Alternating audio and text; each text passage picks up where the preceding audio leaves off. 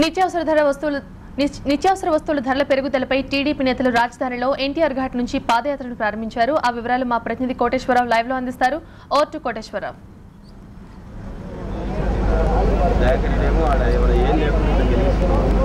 Pratyusha, TDP ఎమ్మెల్యేలు TDP అధినేత చంద్రబాబుతో సహా మరి కొద్దిసేపట్లో ఎన్టీఆర్ ఘాట్ నుంచి అసెంబ్లీ వరకు పాదయాత్రగా వెళ్లనున్నారు. అంటే పెరుగుతున్న ధరలను అరికట్టడంలో ప్రభుత్వం విఫలమైంది. నిత్యావసర ధరలు సామాన్య మధ్యతరగతి వరకు అందుబాటులో లేకుండా పోయాయి.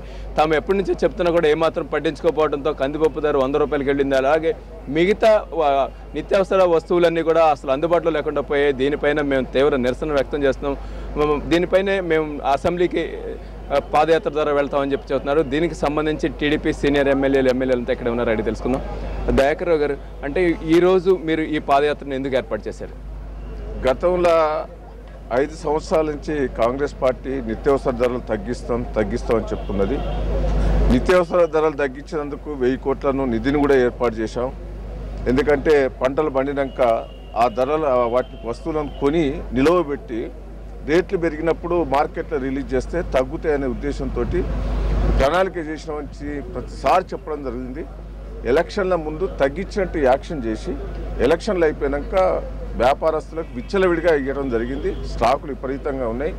ఇవాళ నిత్యావసర ధరలు విపరీతంగా పెరిగిపోయేందుకు కారణం రాష్ట్ర ప్రభుత్వమే వ్యాపారస్తులను ప్రోత్సహిస్తున్నది. దీనికి నిరసనగా రాష్ట్ర ప్రజలకు తెలిసి ఉండాలనే ఉద్దేశంతో ఇవాళ పాదయాత్ర ఏర్పాటు చేయడం జరిగింది. అట్లే తెలుగుదేశం పార్టీ నాయకుల మీద కార్యకర్తలను వేధింపులు జరుగుతున్నాయి. ఎమ్మెల్యేస్ని కూడా కాంగ్రెస్ పార్టీలో గుంజాలని ఒత్తిడి చేసి గుంజే ఏర్పాటు చేస్తున్నది. రాని వాళ్ళని కేసులు పెడుతున్నది. అందుకే ఈరోజు మరి బ్రేక్ఫాస్ట్ కూడా మేము నిరసన తెలిపి బైకాట్ చేయడం కూడా జరిగింది.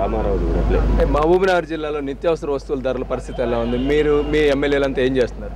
మహబూబ్నగర్ జిల్లాలో కొనబోతే కొరివి, అమ్మబోతే అడవి మాదిరి ఉంది. నిత్యావసర వస్తువుల ధరలు ఈరోజు ఆకాశాన్ని అంటినాయి. అసలు మహబూబ్నగర్ జిల్లా పేద జిల్లా, బీద జిల్లా. అక్కడ ఉన్నటువంటి ప్రజలు బిలో పావర్టీ, అందరూ కూడా అత్యధిక శాతం దారిద్ర్య రేఖ కిందన ఉన్నారు. అక్కడ అంటే ఆదాయం కూడా తక్కువ.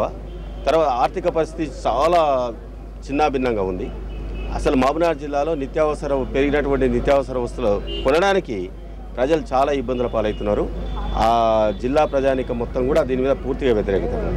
అంటే అనంతపూర్ కర్ణాటక బోర్డర్లో ఉందండి. కందిపప్పు కానీ ఇతర వస్తువుల ధరలు కానీ మీ దగ్గర పరిస్థితి ఎలా ఉంది? ఈ కాంగ్రెస్ పార్టీ ప్రభుత్వం ఎన్నికల ముందు ఎన్నో వాగ్దానాలు ఇచ్చారు.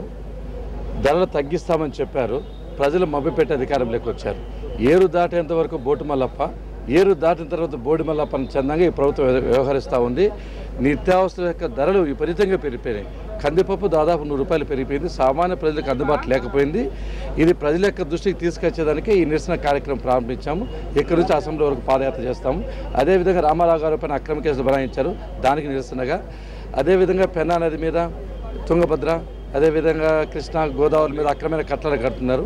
దానివల్ల వేలాది లక్షలాది ఎకరాలు ఎండిపోతున్నాయి. దాని నిరసనగా పాదయాత్ర చేస్తున్నారు. లింగారెడ్డి గారు, కడపకు సంబంధించి మీరు టీడీపీకి ఏకైక ఎమ్మెల్యే అండి. మీ జిల్లాలో నిత్యావసర వస్తువుల ధరలపై టీడీపీ ఎలాంటి ఆందోళన చేస్తుంది? నిత్యావసర వస్తువుల ధరలు ఒకవైపు పెరుగుతూ ఉంటే మరోవైపు కందిపప్పు కేజీ ఇచ్చేది అర్ధ కేజీ చేయడం అంటే చాలా దారుణమైన విషయం. మా జిల్లాలో అయితే రేషన్ షాపులకు పేద వినియోగదారులు పోతే అక్కడ బియ్యము, కిరసనాయలు, కందిపప్పు ఇవన్నీ ఇవ్వడం ఎట్లా పోనిచ్చి తిడుతున్నారు. డీలర్లు వచ్చేసి మమ్మల్ని ఏం చేస్తారో చేసుకోండి, ఎవరికి చెప్తారో చెప్పుకోండి, కలెక్టర్కి మేము ఫోన్ కలిపియాలన్నా, లేకపోతే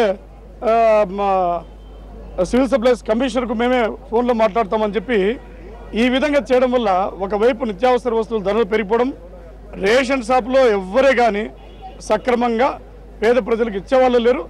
మరి వాళ్ళందరినీ ఏదైనా చర్య తీసుకోమని చెప్పి మా ఇటువంటి ప్రతిపక్ష ఎమ్మెల్యేలు చెప్పినప్పటికీ కూడా రాజకీయ అండతో అక్కడ రెవెన్యూ అధికారులు కానీ, సివిల్ సప్లైస్ అధికారులు కానీ వాళ్ళపైన చర్య తీసుకోకపోవడంతో మరింత రెచ్చిపోయి ఈ విధంగా చేస్తున్నారు. ఇది మా జిల్లాలో అయితే చాలా దారుణంగా ఉంది పరిస్థితి. అంటే నిత్యావసర ధరలు ఏ జిల్లాలో చూసినా అదే పరిస్థితి ఉందంటున్నారు. మీ జిల్లాలో ఎలా ఉంది? సరే, మా జిల్లాలో కూడా ఈరోజు నిత్యావసర ధరలు చాలా మరి ఆకాశాన్ని అంటాయి. కాంగ్రెస్ పార్టీ ఇలా ముఖ్యమంత్రి దురదృష్టకరం. ఎందుకంటే ధరలు పెరిగినాయి అంటే దానికి ఎదురుదాడి చేసేసి ధరలు పెరిగినాయి, ధరలు కందిపప్పు పెరిగింది కాబట్టి కందిపప్పు పంట వండియమంటున్నాడు, దొడ్డు బియ్యం ధర పెరిగింది కాబట్టి సన్నం బియ్యం తీయమంటున్నాడు. అంటే దాని పరిష్కార మార్గాలు లింకడం లేదు. నవ్వుతున్నారు ప్రజలు. ఎందుకంటే కందులు వండించేది ఎప్పుడు 6 నెలల తర్వాత వస్తుంది. అసలు మీరు కందులు వండించడానికి మీ ప్రణాళిక అసలు ఏం చేశారు?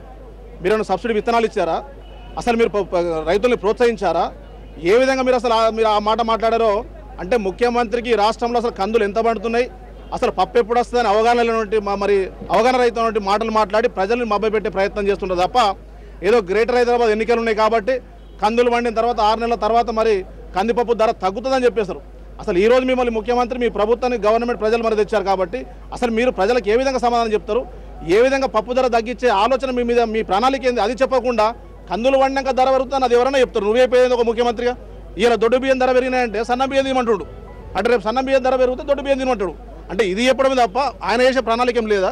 కాబట్టి ఈరోజు ఎందుకంటే ప్రభుత్వం నిర్లక్ష్యం ఇది ఎదురుదాడి, ఎందుకంటే ప్రతిపక్షాల మీద పత్రికల మీద ప్రజల మీద ఎదురుదాడి చేయడం తప్ప వాళ్ళ బాధ్యతని ఈ ప్రభుత్వం మర్చిపోతుంది. దానికి నిరసనగానే ఈరోజు ఎందుకంటే ర్యాలీ ద్వారా మరి ఈరోజు పార్లమెంట్ మన అసెంబ్లీకి కానీ కౌన్సిల్కి కానీ ర్యాలీ ద్వారా మరి వెళ్ళాలని తెలుగుదేశం పార్టీ నిర్ణయం తీసుకోవడం జరిగింది.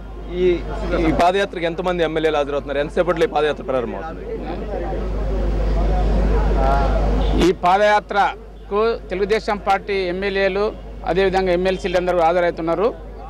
ముఖ్యంగా ఈరోజు రాష్ట్ర ప్రభుత్వం పనితీరు ఏ విధంగా ఉందంటే నిన్నగాక మొన్న అధికారం చేపట్టిన ఈ ప్రభుత్వం మళ్ళీ ఈ 5 సంవత్సరాల ప్రజా పరిపాలన విడిచిపెట్టి 2014లో మళ్ళీ అధికారంలోకి ఏ విధంగా రావాలని చెప్పి ఇప్పటి నుంచే గురిపెట్టిండ్రు. ఇది కాదు ప్రజాప్రభుత్వం చేసే పని. ఈరోజు రాష్ట్రంలో తీవ్రమైనటువంటి దుర్భిక్షం ఏర్పడ్డది. వాస్తవంగా మరి ఈరోజు మహబూబ్నగర్ జిల్లా విషయానికి వస్తే పశుగ్రాసం కొరత చాలా తీవ్రంగా ఉంది. గ్రామాల్లో మంచినీటి సమస్య చాలా దారుణంగా ఉంది. ఎక్కడ కూడా దీన్ని పట్టించుకొని దీన్ని ఆలోచించి దీన్ని చర్చించి ప్రజలకు కనీసం త్రాగునీరు కానీ రైతాంగానికి పశుగ్రాసం సరఫరా చేసే పరిస్థితులు ఈ ప్రభుత్వం లేదు. ఒక లారీ గడ్డి తేవాలంటే 20,000 రూపాయలు అవుతుంది. ఇలా ప్రజలు పశువులను కలేబాలకు అమ్ముకుంటున్నారు. పరిస్థితి చాలా దారుణంగా ఉంది. ప్రభుత్వం ఇప్పటికైనా ప్రతి జిల్లాకు పశుగ్రాసానికి కనీసం మరి పశువుల క్యాంపులు పెట్టి వాళ్ళకి గడ్డి సరఫరా చేసి పశు సంపదను ఆదుకోవాలని చెప్పి అదేవిధంగా కరువులో ప్రతి ఒక్కరిని కూడా రైతులను ఆదుకోవాలని చెప్పి మేము డిమాండ్ చేస్తున్నాం. అంటే పశుగ్రాస పరిస్థితి కూడా చాలా దారుణంగా ఉంది. వర్షాభావ పరిస్థితుల వలన చాలా ఇబ్బందులు ఎదుర్కొంటున్నారు. నిత్యావసర వస్తువుల ధరలు మర్చిపోయి అంటే పెరుగుదలను మర్చిపోయి 2014లో ఏ విధంగా గెలవాలనేది ప్రభుత్వం ఇప్పటి నుంచే ప్రణాళికలు తయారు చేసుకుంటుంది. ఇది ప్రజాప్రభుత్వం కింద రాదని చెప్పి ఎమ్మెల్యేలంతా దుయ్యబడుతున్నారు. ఇది ఇక్కడ సంగతి. ప్రత్యూష.